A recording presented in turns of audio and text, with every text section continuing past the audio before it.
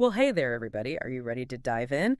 You sent us excerpts from the Urantia book. This time it's paper 112, and that's all about personality survival.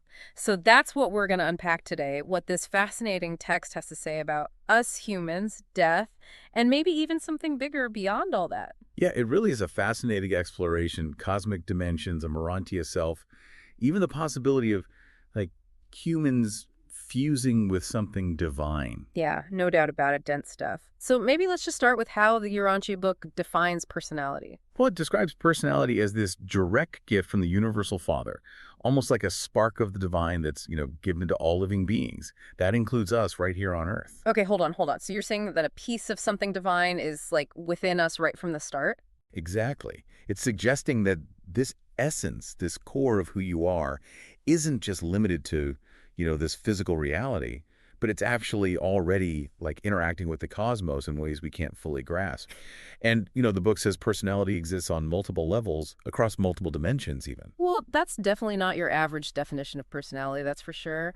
So if this piece of us, this spark, is this divine gift, does that mean it's like automatically going to survive after death? Are we good? Well, this is where it gets even more interesting.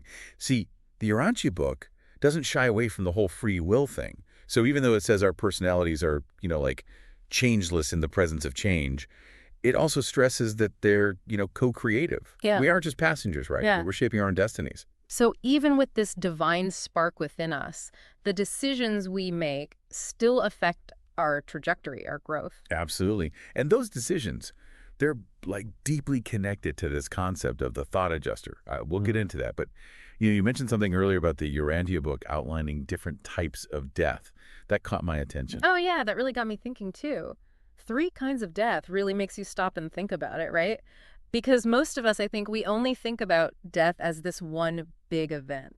Totally. Well, get ready, because this is where the Urantia book might really challenge those preconceived notions. It talks about spiritual death, intellectual death, and then, of course, the physical death that, like you said, we're all familiar with. Okay, I'm ready. Walk me through it. So, like, what is spiritual death? How's that different from just, your physical body dying? Well, according to the Urantia book, spiritual death is when someone completely rejects the idea of survival, of anything beyond the material world. Like they've completely shut off that connection to the divine spark, a turning away from spiritual growth and evolution. So someone could be physically alive, but if they've totally closed themselves off to, like, any kind of spiritual reality, the Urantia book might say they're already gone. Wow.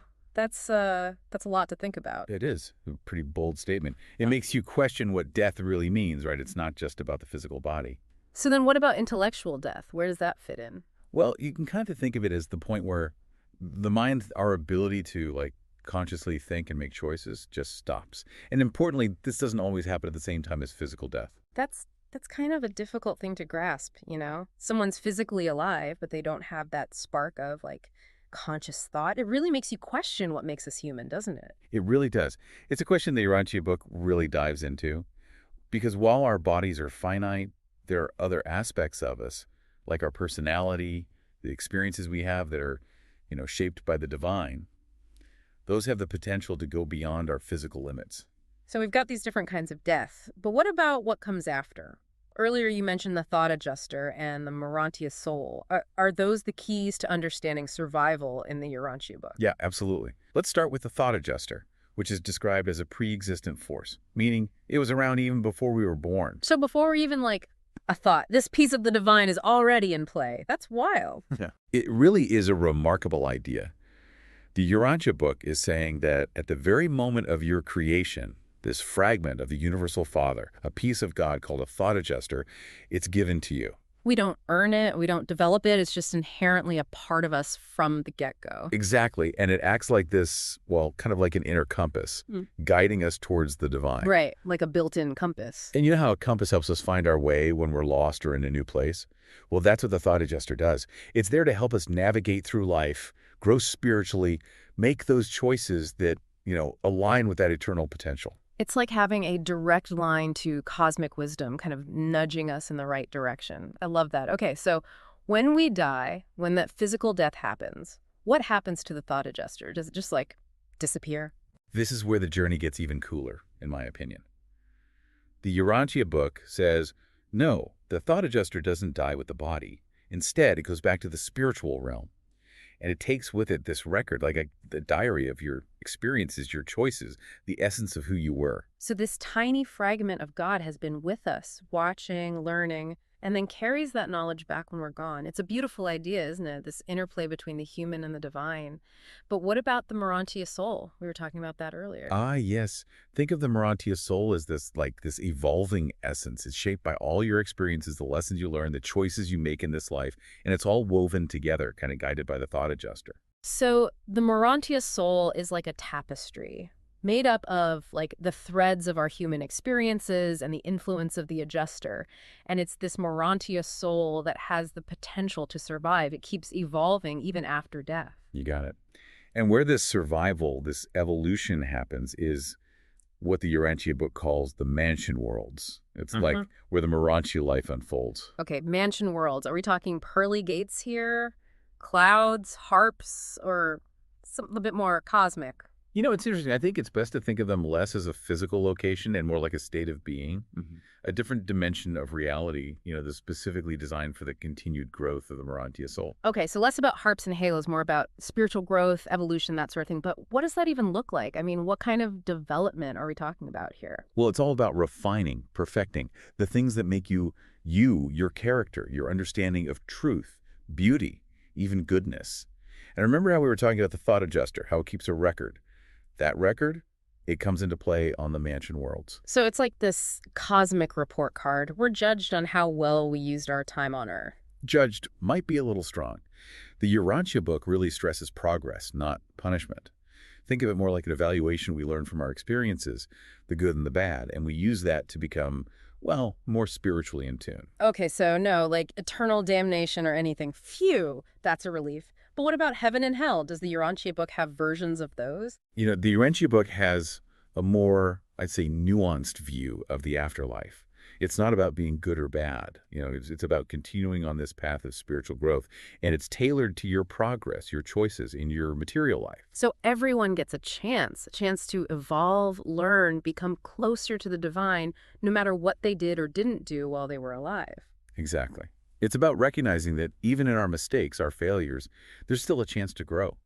The journey doesn't just stop, it transforms. That is a really hopeful way of looking at it. But what about our loved ones? Do we ever get to see them again? The Urantia book actually does talk about that. It reassures us that the bonds we create, the love, the friendships, the connections that truly matter, they endure even beyond the physical. So it's not just this solitary pursuit. We continue to learn and grow with those we're connected to. That's comforting. It really is a beautiful concept that the love and connection we experience in this life has meaning that goes way beyond our physical existence. Okay, so we've got our Urantia selves evolving in these mansion worlds, guided by our past and, the inherent wisdom of the thought adjuster. But I have a feeling we're only scratching the surface here. What happens next? What's the end goal of this whole Urantia career, as the book calls it? This is where it gets really mind-blowing, in my opinion. Remember that the whole point, the very essence of the Urantia book's cosmology, is the union of the human and the divine. You're talking about adjuster fusion, that moment when the thought adjuster, that fragment of God, merges with the human soul. Okay, now this is exciting. Absolutely. And this fusion is not just some symbolic idea. It has real consequences for our, for lack of a better term, cosmic journey. Okay, I'm with you, I think. So what happens when adjuster fusion takes place? What does that even mean? Well, you can think about it as like shedding the limitations of our physical selves. The Urantia book says that adjuster fusion brings all these incredible endowments. Divinity becomes a part of us. We get access to like all of past eternity experiences, memories, even a taste of something it calls qualified potential absoluteness. Okay, whoa, even just trying to imagine that, so we're not just immortal living forever, but we tap into this whole other level of like cosmic awareness that's almost impossible to even comprehend. And the Urantia book says, this is our potential, this is where we're headed. Right. It says that once this fusion happens, our eternal career is secure, so to speak, and we become beings with even greater potential, ready to go beyond even our local universe. So it's like we're getting our like cosmic passport stamped, ready to travel to the furthest reaches of everything. But what does that even look like? What do these fused beings, these former humans who've merged with the divine, what do they actually do with their eternity? It's interesting. The Urantia book only gives us hints. Like it suggests these fused beings, these, as it calls them, children of the Supreme, will have this vital role in the grand cosmic scheme of things, maybe even acting as administrators of future universes that haven't even been fully formed yet. So not only can we merge with the divine, but we might actually end up helping shape the very fabric of existence. I mean, that's both incredible and kind of daunting, isn't it? Really makes you think twice about the choices we make, right? For sure. And it really highlights how much value and potential the Urantia book puts on the human experience. Yeah. Our choices, our growth, our journey towards the divine, it's all part of something much, much bigger, like a tapestry being woven together through the actions of countless beings across, the vastness of creation. Man, and that idea, that perspective, it makes a Juster fusion more than just this abstract concept. It's like if our personalities are really going to play a part in this grand cosmic play, then everything we do right now in these physical forms, it matters. It's almost like a call to action. Exactly. Every decision we make, big or small, every act of kindness or cruelty, those moments where we grow, where we stagnate, it all feeds into this eternal tapestry that makes up who we are. And that tapestry, that essence of you, it keeps evolving even after our time on this planet is done. It really is humbling when you think about it like that. I mean, the sheer scope of it all is almost too much to really grasp.